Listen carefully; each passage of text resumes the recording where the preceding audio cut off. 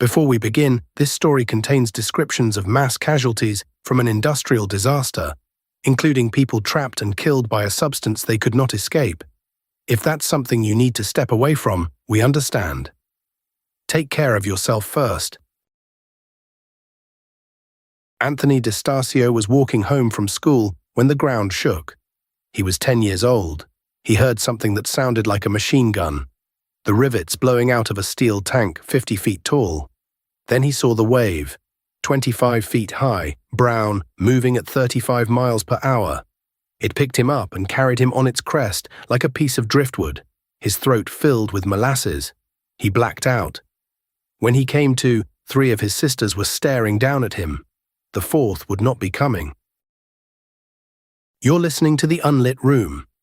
Every story in here actually happened. That's the part that should scare you. New stories every day, Monday through Saturday.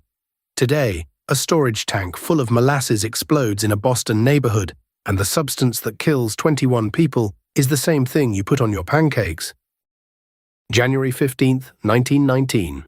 Boston's North End, a dense working-class Italian neighborhood pressed between the waterfront and the elevated railway. Commercial Street runs along the harbor, lined with warehouses and freight yards, and at 529 Commercial Street, Purity Distilling Company operates a storage tank, 50 feet tall, 90 feet wide, holding 2.3 million gallons of crude molasses, waiting to be fermented into industrial alcohol for munitions production. The tank had been a problem from the day it was built. Purity Distilling rushed it into service in 1915 to handle wartime demand for ethanol. The walls leaked so badly that neighborhood children would scrape molasses off the riveted seams with sticks. Residents complained. The company's response was to paint the tank brown, the same color as molasses, so the leaks wouldn't show. There was no engineer's stamp on the construction plans. No one had tested the tank for structural integrity. The steel was thinner than it should have been, half an inch where calculations demanded something closer to an inch at the base. But the molasses kept flowing in from ships in the harbor, and the alcohol kept flowing out to the munitions factories, and the war made everyone look the other way. On January 14th, the temperature in Boston climbed above 40 degrees after several frigid days. A fresh shipment of warm molasses, straight from the Caribbean, had been pumped into the tank the day before. Warm molasses on top of cold molasses.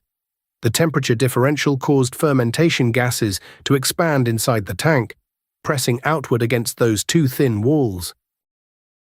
The North End in 1919 was the kind of neighborhood where everybody's laundry hung over everybody else's alley. The tenements crowded so close to the tank that some families could hear it groaning at night, a sound they'd learned to ignore, the way you learn to ignore a radiator that clanks. Micro cliffhanger 1. Nobody was ignoring it by 12:30 on January 15th. At approximately 12:40 in the afternoon, the tank failed. Witnesses described it differently: a thunderclap, a roar like an elevated train bearing down, the machine gun rattle of rivets firing from the seams like bullets. The ground shook hard enough that people thought it was an earthquake. 13,000 tons of molasses, 40% denser than water, erupted from the collapsing tank in a wave 25 feet high, moving at 35 miles per hour. Steel panels from the tank wall, some weighing several tons, were hurled outward like shrapnel. One panel sliced through the support columns of the elevated railway, buckling the tracks above. Another crushed a firehouse, trapping the engine company inside. The wave hit the tenements along Commercial Street and swept buildings off their foundations.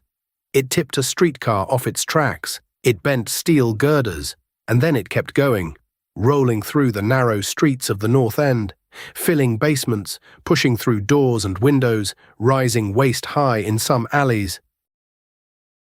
People ran, but molasses at 35 miles per hour is not something you outrun. The wave overtook men, women, children, and horses. The Boston Post would later write, "Horses died like so many flies on sticky flypaper. The more they struggled, the deeper in the mess they were ensnared. Human beings suffered likewise." It's worth pausing on that number, 13,000 tons. For context, that's roughly the weight of 3,000 cars. compressed into a wave 2 stories tall and moving faster than any person can sprint. Made of something you'd put on a stack of pancakes. Micro cliffhanger too.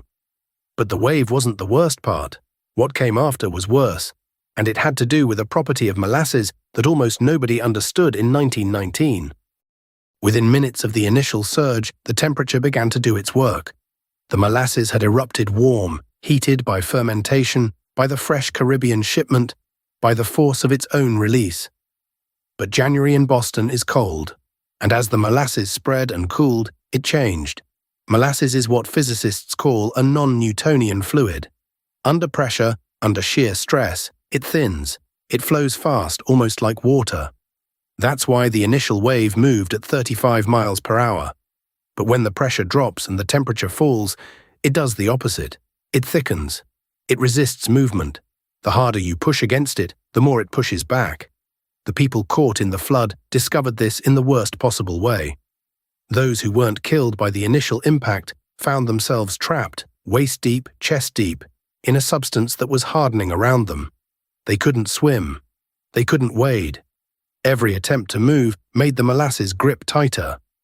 Scientific American would later conclude that a wave of molasses is more devastating than a typical tsunami. Because a tsunami recedes. The molasses didn't. Rescue workers arrived and found victims frozen in place, coated in brown, some still alive and unable to move. It took days to find all the bodies. 21 people were dead, 150 were injured. Several horses had to be shot where they stood, mired beyond rescue.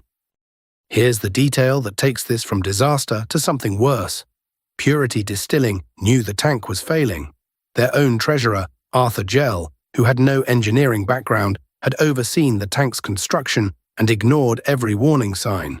When the leak started, he didn't hire an engineer. He painted the tank brown. When neighbors complained about groaning steel, he told them the sounds were normal. When an employee warned that the tank was structurally unsound, Gell reportedly responded, "I don't know what you mean." After the flood, Purity Distilling's parent company, United States Industrial Alcohol, tried to blame the disaster on anarchist sabotage. They claimed someone had planted a bomb.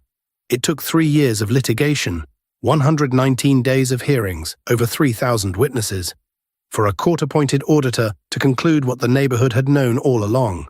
The tank was built too thin, never tested, and maintained by a man who didn't understand what he was looking at.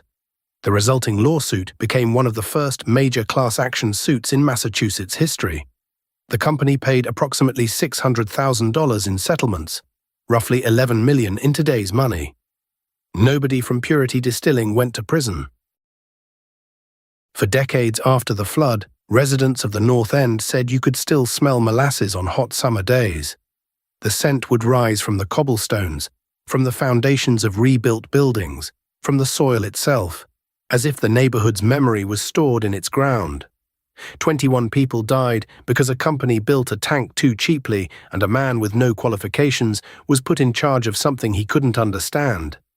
And when it failed, the company's first instinct wasn't accountability, it was to blame someone else. That's the pattern. It's not the disaster that tells you who people are, it's what they do after. If this one kept you up tonight, good. New stories every day, Monday through Saturday. Subscribe so the next one finds you too.